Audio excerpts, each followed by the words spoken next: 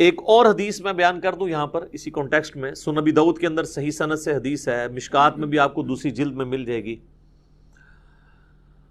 اللہ تعالیٰ کے جو اسماء اور ناموں کے اعتبار سے اسماء اعظم جو اللہ کے بڑے نام ہیں، جن کی وجہ سے اگر اللہ کی طرف رجوع لایا جائے تو دعا کی قبولیت ہوتی ہے، اس حوالے سے سنن ابی داؤد میں ایک حدیث ہے کہ نبی صلی اللہ علیہ وآلہ وسلم نے فرمایا کہ اللہ تعالیٰ کے جو اسماء اعظم ہیں، جسے ہم یہ اسم اعظم بھی کہتے ہیں، وہ قرآن حکیم کی 2 آیات کے اندر ہیں، ایک سورۃ البقرہ کی اور ایک سورہ آل عمران کی۔ سورۃ البقرہ کی آیت ہے وَإِلَٰهُكُمْ إِلَٰهٌ وَاحِدٌ لَا إِلَٰهَ إِلَّا هُوَ الرَّحْمَٰنُ الرَّحِيمُ۔ اب اس میں ظاہر ہے پتہ چل گیا کون سے اسماء ہیں، اللہ آ گیا، الرحمن الرحیم، لا الہ الا اللہ بھی آ گیا۔ اور پھر آپ علیہ السلام نے آل عمران میں شروع کی آیات تلاوت کی، الف لام میم اللہ لا الہ الا هو الحی القیوم۔ تو الحی اور القیوم یہ بھی اسماء اعظم میں سے ہے، اور حروف مقطعات بھی اس کے اندر آگے۔ جامعہ ترمذی میں ایک حدیث ہے 593 نمبر انٹرنیشنل نمبر کے مطابق، ایک شخص نے دعا میں جلدی کی اور اللہ تعالیٰ کی حمد کے بغیر ہی دعا کرنی شروع کر دی اور درود شریف بھی نہیں پڑھا، تو نبی صلی اللہ علیہ وآلہ وسلم نے فرمایا کہ اس سائل نے جلدی کی۔ پھر آپ نے بلا کے اسے فرمایا کہ جب بھی تم اللہ سے دعا کرو پہلے اس کی حمد کرو، اس کے بعد مجھ پر درود پڑھو اور پھر اللہ سے مانگو۔ اتنے میں ایک اور شخص آیا، اس نے خود بخود یہی عمل کیا، وہ ابن مسعود تھے رضی اللہ تعالیٰ عنہ۔ تو نبی علیہ السلام نے فرمایا سل تعطا، سل تعطا، تو مانگ تجھے دیا جائے گا، تو مانگ تجھے دیا جائے گا۔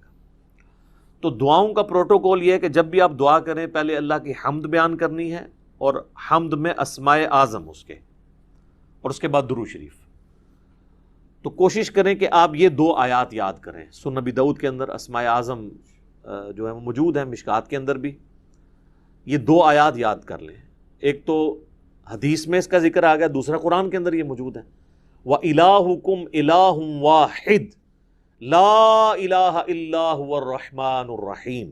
یہ سورۃ البقرہ اور سورہ آل عمران، الف لام میم اللہ لا الہ الا هو الحی القیوم۔ تو ان 2 صورتوں کے اندر نبی علیہ السلام فرمایا کہ اللہ تعالیٰ کے اسماء اعظم موجود ہیں، تو یہ آپ پڑھ لیں، اس کے بعد آپ درود شریف پڑھ کے تو دعا مانگیں۔ اس کے علاوہ بھی آپ جتنے اسماء اعظم ہیں، جیسا کہ سورۃ الحشر کی آخری 3 آیات ہیں، واللہ الذی لا الہ الا ہو، وہ سارے اللہ تعالیٰ کے تعریفی کلمات اس کے اسماء اعظم ہیں، وہ جس کو یاد ہیں وہ پڑھ کے اس کے بعد درود شریف پڑھ کے دعا مانگے۔ تو یہ دعا کا ایک پروٹوکول اور ایک طریقہ ہے۔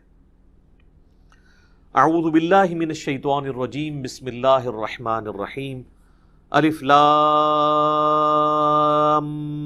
میم، حروف مقطعات ہیں، اللہ اور اس کے محبوب صلی اللہ علیہ وآلہ وسلم کے درمیان یہ کوڈ ورڈز ہیں۔ اللہ لا الہ الا هو الحی القیوم، اللہ ہی ہے کہ جس کے سوا کوئی معبود نہیں، وہ الحی ہے اور القیوم ہے۔ الحی وہ ہستی ہے جو خود سے زندہ ہو، کائنات میں ایک ہی ہستی ہے جو خود سے زندہ ہے، باقی سب کی زندگی ادھار ہے، مستار ہے، چاہے کوئی فرشتہ ہو، کوئی پیغمبر ہو، کوئی جن ہو، کوئی عام انسان ہو، کوئی جاندار ہو، کوئی بے جان ہو، ہر ایک کی زندگی ادھاری ہے، اللہ کے دینے پر ہے۔ جب تک وہ چاہے گا رہے گی، جب وہ چاہے گا ختم کر دے گا۔ کل نفس ذائقۃ الموت، ہر جان نے موت کا مزہ چکھنا ہے، سارے فرشتوں نے مرنا ہے، سارے پیغمبروں نے مرنا ہے، سارے جنات نے مرنا ہے، سارے انسانوں نے مرنا ہے۔ یہ موت ہر مخلوق کی ڈیسٹنی ہے، یہ تقدیر میں چیز طے ہے۔ اللہ ایک ہستی ہے جسے موت نہیں آنی، اسی لیے اگر زندگی کا لفظ کسی پر بولا جائے تو صرف اللہ ہی ہے۔ الحی خود سے زندہ، اور القیوم قائم رکھنے والا، ساری کائنات اس کی وجہ سے قائم ہے، اس کا اگر امر پیچھے سے ہٹ جائے تو کوئی بھی چیز اپنی جگہ پرفارم نہیں کر سکتی۔ اللہ تعالیٰ چاہے گا تو آگ گرم کرے گی، نہیں چاہے گا تو ابراہیم پہ دیکھیں ٹھنڈی ہوگی۔ تو آگ کچھ نہیں کر سکتی، اصل میں جو اللہ تعالیٰ نے اس کے اندر خاصیت رکھی ہے، جب تک اللہ چاہے گا کہ وہ ایگزیکیوٹ ہو تو ہوگی، ادروائز نہیں۔ یہ ہے القیوم، اللہ نے ہر چیز کو تھاما ہوا ہے، خود سے زندہ ہے اور ہر چیز کو تھامے ہوئے ہے۔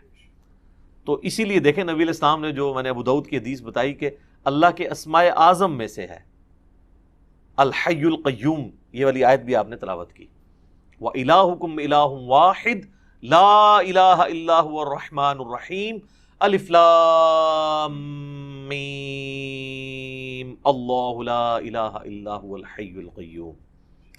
اسی طریقے سے جامعہ ترمذی میں ایک حدیث ہے، اس کی سند کمزور ہے لیکن اس کی صحیح سند المستدرک للحاکم میں موجود ہے، اور سنن نسائی الکبریٰ کے اندر موجود ہے، عمل الیوم واللیلہ، صبح شام کے اذکار والے چیپٹر کے اندر، کہ نبی علیہ السلام نے اپنی بیٹی فاطمہ سے فرمایا تھا، اے میری بیٹی مجھ سے لے لے اور صبح شام اس کو پڑھا کر، یا حی یا قیوم برحمتک استغیث اصلح لی شأنی کلہ ولا تکلنی الی نفسی طرفۃ عین۔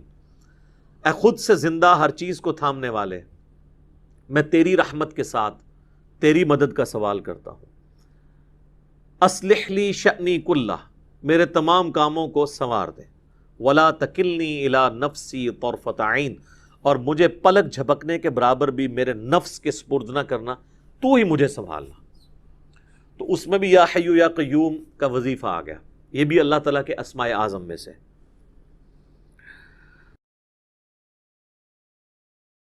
اچھا علی بھائی، اگلا سوال ہے، کیا ایسی کوئی حدیث ہے کہ انسان کی دعا اس وقت تک قبول ہی نہیں ہوتی اور زمین اور آسمان کے درمیان لٹکی رہتی ہے جب تک درود و سلام نہ پڑھا جائے؟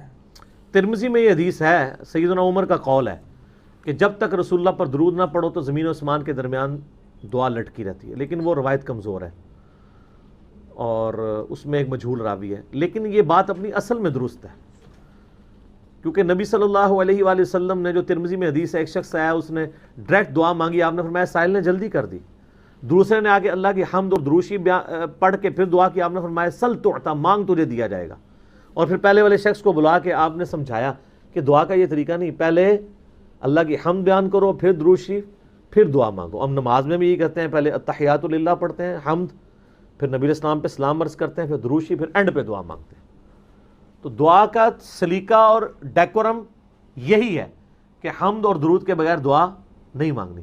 تو اگرچہ یہ حدیث اپنے متن کے اعتبار سے، یعنی اپنے سند کے اعتبار سے کمزور ہے، لیکن اپنے متن کے اعتبار سے بالکل درست ہے کہ دعا کی قبولیت کے لیے چاہیے۔ پھر وہ جو حدیث ہے مسند احمد کی کہ قیامت والے دن جو لوگ جنت میں داخل بھی ہو گئے اور دنیا میں بغیر حمد و درود کے کسی مجلس سے اٹھے ہوں گے، وہاں پہ بھی ان کو حسرت ہو رہی ہوگی جب وہ اجر دیکھیں گے اصل میں کہ یار یہ تو بڑی چیز تھا درود شریف، ہم نے اس کو لائٹ لیا۔ تو جنت میں جا کے کسی چیز کی حسرت ہونا تو بہت بڑے لیول کی حسرت ہے اگر دیکھا جائے تو کیوں اپنا ثواب ہم کریں۔ پھر جو سنن نسائی کی حدیث بار بار میں نے بیان کی ہے، جو زید بن خارجہ کو نبی علیہ السلام نے وصیت کی کہ اپنی دعاؤں میں مجھ پہ درود کو لازم کرو، تو کیوں؟ وہ دعا کی قبولیت کا ذریعہ ہے۔ تو اس لیے دعا اگر کسی نے قبول کروانی ہے، اور قبولیت کا مطلب یہ نہیں ہوتا کہ آپ جو کچھ مانگ رہے ہیں وہی کچھ آپ کو مل جائے گا، یہ بھی ذرا اپنے دماغ میں بات ڈال لیں۔ ترمذی میں مسند احمد میں موجود ہے، دعا تو کبھی رد ہی نہیں جاتی، یا جو مانگا وہ مل جائے گا، نبی علیہ السلام نے فرمایا، یا اس سے بہتر نعم البدل دے دیا جائے گا، یا اللہ تعالیٰ اس کو قیامت والے دن تمہارے لیے سٹور کر دے گا، اس کے عوض تمہیں ثواب دے دے گا۔ تو دعا تو قبول ہوتی ہے، دعا عبادت ہے، دعا ایسی عبادت ہے کہ جو نہیں کرتا اللہ اس سے ناراض ہوتا ہے۔